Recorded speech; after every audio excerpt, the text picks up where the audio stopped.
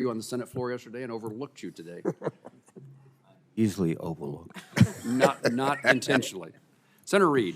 Thank you very much, Mr. Chairman. Thank you, Mr. Secretary. We've all been talking about bottlenecks, in fact, in the department and elsewhere throughout the government. In fact, last month, Senator Cruz warned about the growing backlog of contracts awaiting approval at the Department of Congress. He warned that NOAA alone has 5,700 contracts set to expire this year. And it's been reported in the press that you are insisting on personally reviewing every Commerce contract over $100,000? That is true. Well, that seems to be something that is not particularly efficient, and that results in the 5,700 contracts just in NOAA. So,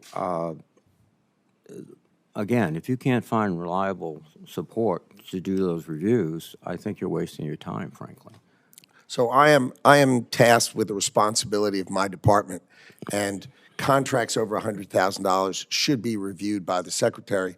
Now, I may have more energy and more time, and if you drive by the Department of Commerce late at night, you're going to see our lights on because I'm going through it. I do it with my team. I do it with the people who run the bureaus, and I teach them how to analyze contracts, not to push forward what was done before. And I'll give you one quick example. They come to me with planes, hurricane hunters, and they said there were $672 million. I said, wow, how many planes do we get? We get two. 2 planes? Wow. Can I see the plane, please? Just show me a picture of the plane we're going to. And they show me this picture of a plane. And you remember old planes, they had like mullions in the windscreen. And they show me that, 3 propellers on each side. And I said, my God, when was this plane new? They said, no, you're buying a new plane.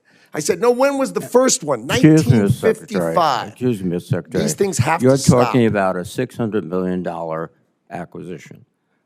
That's Correct. A lot more than a $100,000 contract to do something like cleaning in the buildings that you occupy.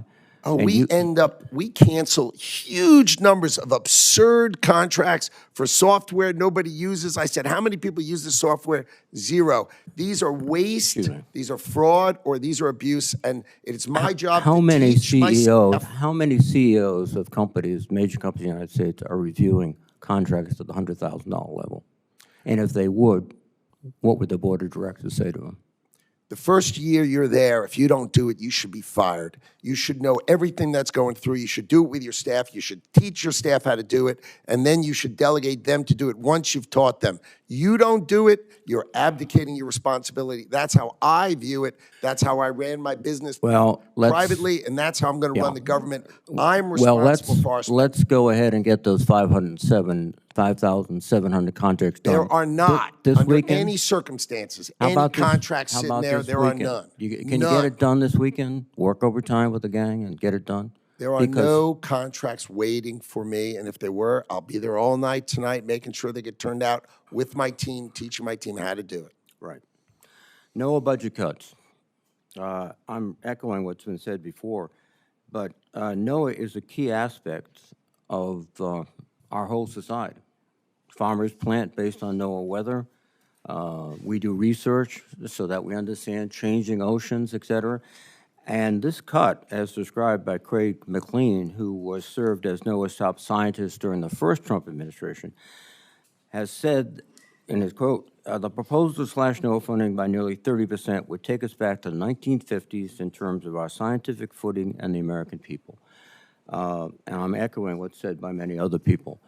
You're going to destroy NOAA. Well, that's consistent. Under no circumstances. We have 2,100 meteorologists, and 120 retired this year, and we hired them back. I was able to have them exempted from the hiring freeze. We care about meteorologists. We care about hydrologists who do the rivers and the ponds. So we are fully staffed with forecasters and scientists. Under no circumstances am I going to let public safety or public forecasting be touched. But I tell you what we did cut. We did cut programs writing children's books for climate anxiety.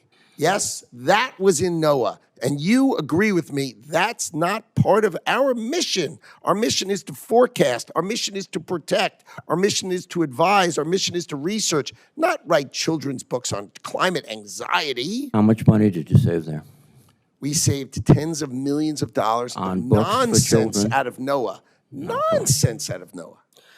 I want to also associate myself with those comments made by colleagues about the MEP program. We find it to be very effective. And the notion that, oh, we're not going to repeat what we did 10 years ago, et cetera, it's working.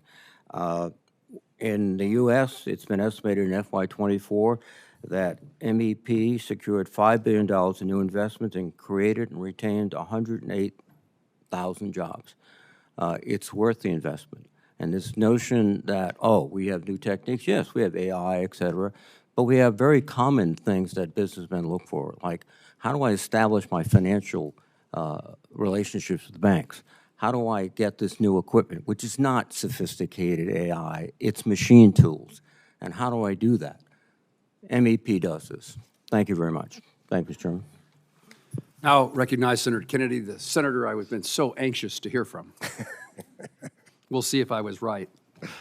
Thank you, Mr. Chairman. Thank you, Mr. Secretary, for being here today. Mr. Secretary, I think I'm like most Americans. I